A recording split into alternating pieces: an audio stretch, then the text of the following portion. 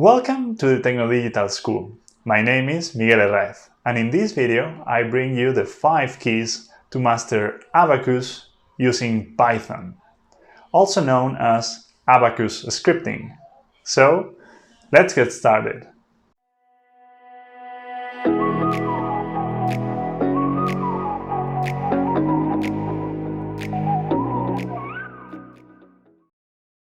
The first key is to develop and launch our first script. So we're going to create a text file that we're going to call hello.py. Important the extension .py because it's going to be a script, a file in Python. We open the file and write print hello Abaqus, for example. We save the file and close it. In this way, the script will only print on the screen that message, hello Abaqus. And we open Abaqus in the same directory.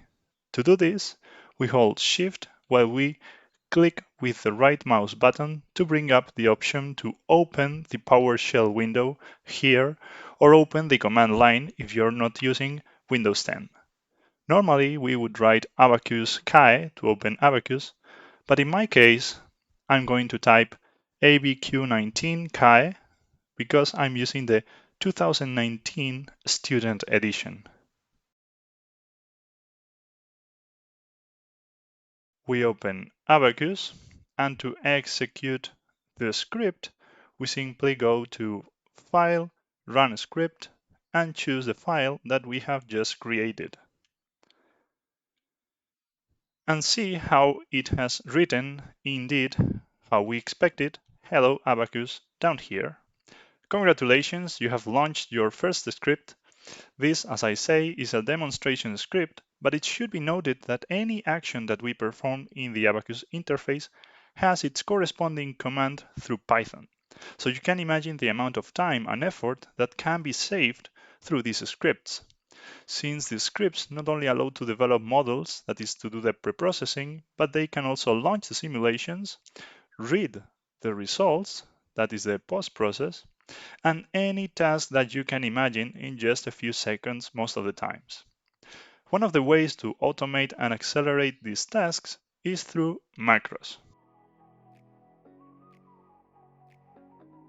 A macro is a sequence of actions that we perform in Abaqus and we can reuse as many times as we want later.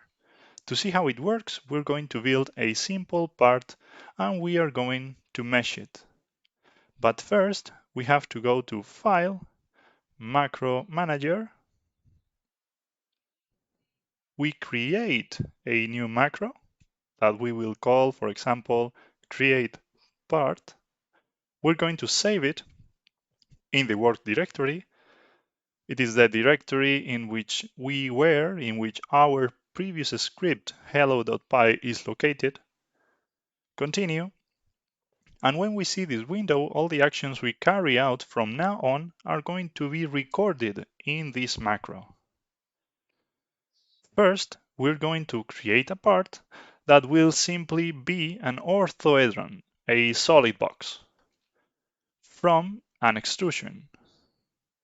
We're going to choose the rectangle tool with one vertex at point 0, 0, and with the opposite vertex at point 10, 5, like this. We accept. We're going to give it an extrusion length of 20 units, and here we have our box, our part. We are going to mesh it, a very simple mesh. We go to the mesh module, we choose the size of the seeds, rather the distance between seeds, that is the size that the mesh will have, 2 units, for example, okay. A global seeding, and we mesh the whole part. Yes, we can stop recording the macro now. This macro has already been saved, so that if we were to start over with an empty model, for example, we're going to restart the model. We say that we do not want to save the changes, and we no longer have any part. Here we see that there is not any part. We can repeat, or rather, we can run this macro, and it will execute the same actions that we did before when recording it. We simply click Run, and here we have the part with the mesh that has been created again. However, if we want to modify the dimensions of this part or the mesh, the macro would not be a good option. The best solution would be to create our own script. You may be thinking that to develop scripts, you will not only have to know Abaqus, but also Python. Not at all. Abaqus can write the scripts for us. There are several ways to achieve this, and in this video, we will see how to do it using the macro we just created. If we return to the working directory, we will see that there is a new file called abaqusmacros.py. Inside this file, we have the macro that we have just created. It appears as a Python function. Here we have it, create part. Right now, we are only going to look at the lines inside this function, which are Python commands that replicate the operations we did during the macro. Draw the rectangle, extrude it, and mesh the part. We're going to copy these lines into a new file. All these lines, we're going to create a new file and copy those lines. We remove the indentations. That is fundamental because we are in Python. The indentations have a meaning, and we are also going to copy these imports from the beginning, from Abaqus import and from Abaqus constants import. We bring them here, we save the file. I'm going to call it scriptbox.py, for example. Let's take a better look. Without knowing much about Python or even Abaqus, we know that we have created a rectangle at the beginning with these coordinates, and indeed here we have point 1 and point 2 of the rectangle. Also later we have here a 20 that catches our attention because it is the extrusion, is the extrusion depth, which was 20 units. And finally, here we have the size or distance that we specified between seeds, which in the end results in the size of the element. Likewise, we also see some other things here. S seems to be the sketch, constraint sketch. P is the part, which in fact it is used a few more times when extruding the sketch and later to mesh that part, to assign the seeds and mesh it.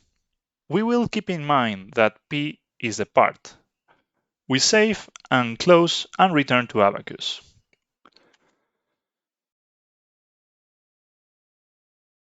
We're going to launch this script again.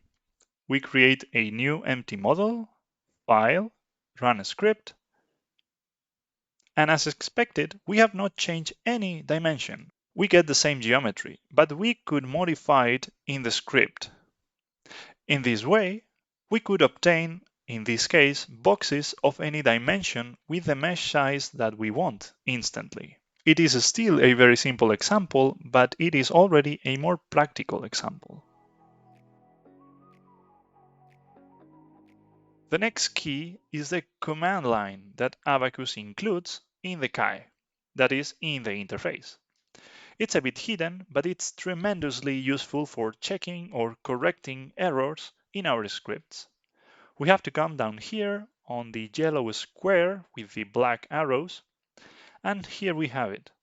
If we remember, letter P was our part in the script that we just created and that we just launched. In fact, since we just launched it, we can write P and we see that it corresponds to the part 1 that we have here. Our part is called part 1. It is the default name it has. We can ask for it, for example. We can say p.name and it gives us its name. We could even ask how many nodes the part has.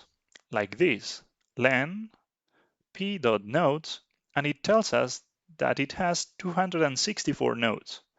And we could even ask for the coordinates of one of these nodes. For example, I'm going to take the first node and I'm going to ask for its coordinates.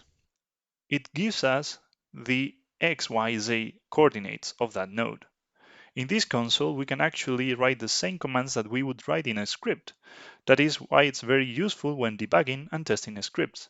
But where can we find all the details about these and many other functions? Well, in the documentation.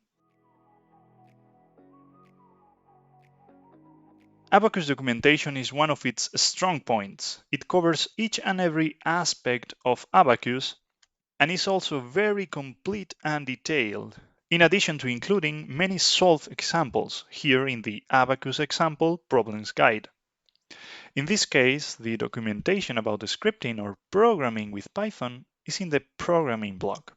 Specifically, in the first point, there is information about scripting in general, user's guide, but if we look for details about a particular function, the reference guide is in the second point, reference guide. For example, if we enter the reference guide and look for the seed part function, we hit enter, and here we see that it is in one of the Python commands, it is in mesh commands. It's inside the part object, and finally we get to the seed part function.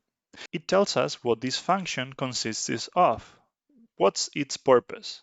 The arguments that must be passed to it, in this case the size is a mandatory argument, and other optional arguments. Also, if it returns something or if it has any particular exception. As I said, documentation is a great ally, whether for the topic of scripting as for any other subject. We just have to get used to it. By the way, it's not necessary to install the documentation on our PC. There are sites on the internet that allow it to be consulted freely. I will leave some links attached to the video. But this is not all.